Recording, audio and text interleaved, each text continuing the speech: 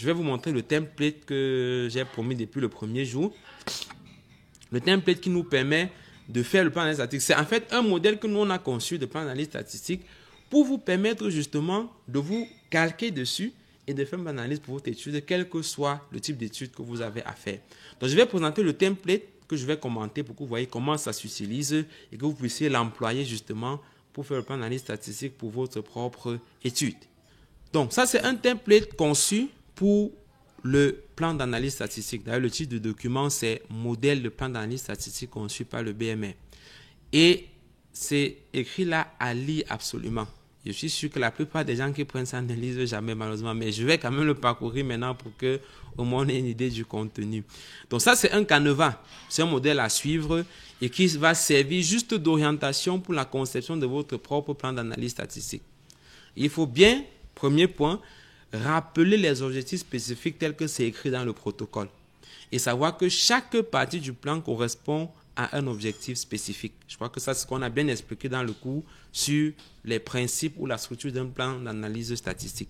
Et dans les différentes parties, on pourra avoir les sous-titres qui correspondent aux sous-éléments qu'on peut avoir dans son plan d'analyse statistique. Le but étant d'avoir la version finale de ce qu'on aura dans ces résultats réellement. Et chaque tableau doit être numéroté en chiffres romains majuscules. Tableau 1, tableau 2, ainsi de suite. Et avoir un titre qui décrit le contenu. Troisième élément, les tableaux doivent avoir uniquement 3 traits horizontaux et aucun trait vertical et sans bandes colorées. C'est vraiment important d'avoir ça à l'esprit pendant qu'on conçoit son plan d'analyse statistique. Maintenant, un point important, chaque modalité de répondre ou chaque variable doit être seule dans une ligne. Il ne faut pas utiliser la touche entrée pour créer les cellules, mais créer une ligne à chaque fois. Parce que si on ne fait pas ça, je l'ai expliqué lors des sessions précédentes, on risque d'avoir des décalages dans ces chiffres et ça va perturber. Et après la conception du plan d'analyse statistique, il est capital et indispensable de faire corriger par une personne qui est habituée à traiter les données de santé. Par exemple, vous pouvez contacter notre équipe sur notre site internet et cliquer juste sur correction de plan d'analyse statistique. Il y a un formulaire que vous remplissez et vous nous envoyez votre plan d'analyse statistique et on le corrige pour être sûr que c'est bien conforme et que ça respecte tous ces éléments. Et vous avez nos contacts là si vous avez des questions pour le plan. Voilà, voici donc où ça commence. Plan d'analyse statistique, il faut mettre ici le titre de son étude, mettre le titre de l'étude là, et mettre ici objectif spécifique numéro 1. Mettre son premier objectif. Ça, c'est vraiment ce qu'on doit avoir dans un plan d'analyse statistique. Et tout ce que vous allez voir souligné, c'est juste des indications pour expliquer ce qu'on attend là. Donc, ici, c'est de rappeler l'objectif numéro 1 de son étude. Et ensuite, on a maintenant le grand titre, le grand 1, description des caractéristiques de la population d'études par exemple. Et ce premier titre doit correspondre au premier objectif spécifique. Parce que c'est ça la structure d'un plan d'analyse statistique. Et c'est en suivant cette structure qu'on a la garantie de ce que nos résultats vont permettre de répondre à nos objectifs de recherche. Et maintenant, je peux avoir un sous-titre, par exemple, ici 1.1, caractéristiques socio-démographiques. Et là, mes sous-titres, c'est en fonction des variables que je vais regrouper pour atteindre mon premier objectif. Par exemple, je peux avoir un premier élément sur les caractéristiques socio-démographiques. Et là, je définis maintenant mes tableaux. J'ai ici tableau 1, avec le titre du tableau, caractéristiques socio-démographiques de la population. Je pourrais avoir aussi ici comme titre, description de la population d'études en fonction du âge et du sexe, par exemple. Et vous voyez que maintenant, je donne mes tableaux en respectant tous les principes qu'on a eu à voir dès le départ, dans les autres modules précédents. Notamment, description des variables quantitatives. Je crée mes catégories là. Je décris ça comme une variable catégorielle avec effectif et pourcentage dans un tableau de fréquence. Et j'ai dans le même tableau plusieurs variables, ici avec le sexe par exemple, masculin et féminin. Et vous allez voir que chaque modalité de réponse ou chaque variable est dans une ligne à part. Ce n'est pas des entrées que j'ai fait, mais c'est vraiment dans une ligne à part pour respecter cette structuration-là. Et j'ai un trait, 2 traits et 3 traits horizontaux uniquement. Et pour l'âge, par exemple, en plus d'avoir précisé ici les catégories, je dis aussi pour l'âge, calculer la moyenne et les cas types, la mesure intervalle interquartile, le minimum maximum. Et il faut mettre ça sous forme de phrase pour le calcul de ces paramètres tendance centrale et de dispersion. Et en sachant, quand je mets comme ça, normalement, la personne qui fait l'analyse devrait pouvoir choisir le paramètre qui correspond le mieux pour la variable selon la distribution de cette variable-là. Et je peux rajouter aussi pour le sexe calculé, sexe ratio, etc. Ensuite, toujours dans mon objectif, rappelez-vous, je suis toujours ici dans le grand 1. toujours dans mon grand 1 que j'ai là, je peux mettre ici maintenant en bas 1, 2, caractéristiques cliniques. Ça, c'est le deuxième sous-titre qui rentre toujours dans mon objectif numéro 1. Par exemple, description en fonction des comorbidités. Et là, en nouveau, j'ai des variables catégorielles que je mets ici, effectif pourcentage. Et c'est comme ça que je vais finalement décrire toutes les variables qui rentrent dans mon objectif spécifique numéro 1, qui est essentiellement un objectif portant sur la statistique descriptive. Maintenant, il est possible aussi que j'ai plusieurs variables quantitatives à décrire. Et je peux soit mettre sous forme de phrases, comme ce que j'ai présenté ici pour l'âge, comme ce qu'on a là, ou à défaut, je peux plutôt mettre dans un tableau, comme ici. Vous voyez, par exemple, ici, j'ai un tableau où maintenant mes colonnes, c'est plutôt minimum, maximum, moyenne, écart, type, médiane, intervalle, interquartile, sachant que je choisirai l'un ou l'autre selon la distribution de ma variable. Et je peux lister ici un bon nombre de variables quantitatives que j'ai envie de décrire. Par exemple, pression systolique, pression diastolique, température, poids, taille, ainsi de suite, qui peuvent rentrer ici. Et ça reste un tableau de description. Et vous voyez qu'en fait, je vais choisir de regrouper mes variables, premièrement selon mes objectifs et selon l'enchaînement logique que j'ai. Par exemple, ce ne serait pas logique de mettre dans le même tableau l'âge et la pression artérielle systolique. Ce n'est pas cohérent, parce que ça ne parle pas de la même chose. Mais si, par exemple, j'ai un ensemble de paramètres qui sont, par exemple, les paramètres hémodynamiques et anthropométriques, je peux mettre dans un tableau, et si c'est tous des variables quantitatives, j'utilise mes indicateurs de variables quantitatives, et c'est ça que je prends pour faire la description. Ou alors, ce n'est pas possible, et que j'ai juste à chaque fois une ou deux variables quantitatives, je peux mettre ça sous forme de texte, et garder les tableaux pour mes variables catégorielles. Toujours ici qu'on doit pouvoir retrouver un enchaînement cohérent dans la façon dont je présente mes variables à l'intérieur de mon plan d'analyse statistique. L'autre option, c'est que j'aurais pu aussi mettre carrément en catégorie ici. C'est-à-dire qu'au lieu d'avoir comme ceci, avec tendance centrale et dispersion, je peux décider de mettre la pression artérielle en groupe directement. Hypotension, normale et hypertension. Température, je mets hypothermie, normale et fièvre, etc. Sauf que dans ce cas, pardon, voilà, désolé. Je disais, sauf que dans ce cas, il va falloir préciser à quoi ça renvoie hypotension. Souvent, quand on fait ça, il faut préciser en dessous du tableau. Hypotension, c'est ceux qui ont ceci. Hypertension, c'est ceux qui ont ceci. Hypothermie, c'est ceux qui ont ceci. Pour que ça permette à celui qui va faire l'analyse des données de savoir qu'est-ce que vous entendez par hypotension ou normale ou hypertension. Et ça fait partie intégrante du plan d'analyse statistique. Vous voyez, après, je peux continuer caractéristiques cliniques. Et c'est comme ça que je fais tous les éléments qui entrent dans la description des caractéristiques de ma population d'études avec les tableaux correspondants.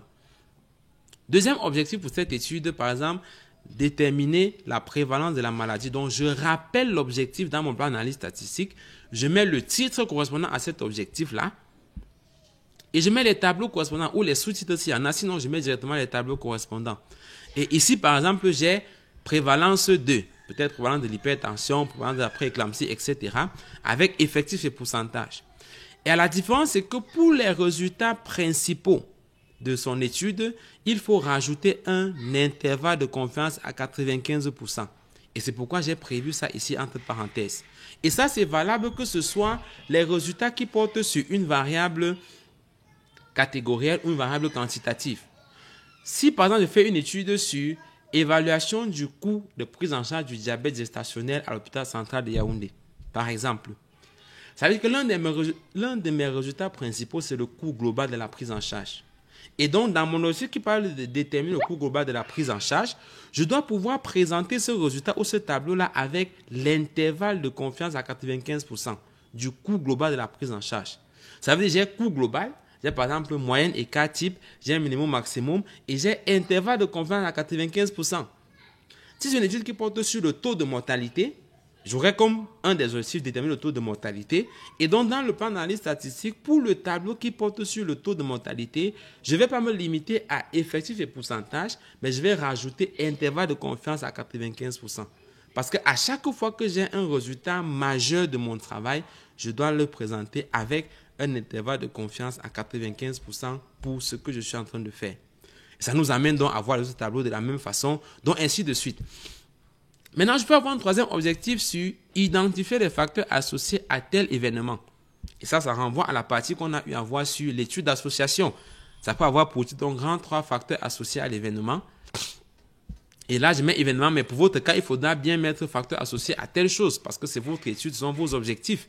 Et mettre ici, enlever ça par ça, c'est juste un commentaire que j'ai mis là. Et j'ai peut-être un premier tableau ici, facteurs démographiques associés à tel événement. Et vous voyez que j'ai les mêmes éléments que j'ai présentés dans le module études d'association concernant l'étude d'association ici. J'ai ma variable dépendante ici qui est en colonne et que j'ai converti en binaire. J'ai mon odds ratio qui mesure la force de l'association avec toujours l'intervalle de confiance à 95%. Et j'ai ma valeur P ici qui me dit si l'association est significative ou pas. Et j'ai donc dans mes lignes maintenant les différentes variables avec la modalité de réponse. Et à chaque fois, j'ai une ligne comme ceci. Et ça permet que celui qui va faire l'analyse va rapidement comprendre comment je veux présenter mon résultat.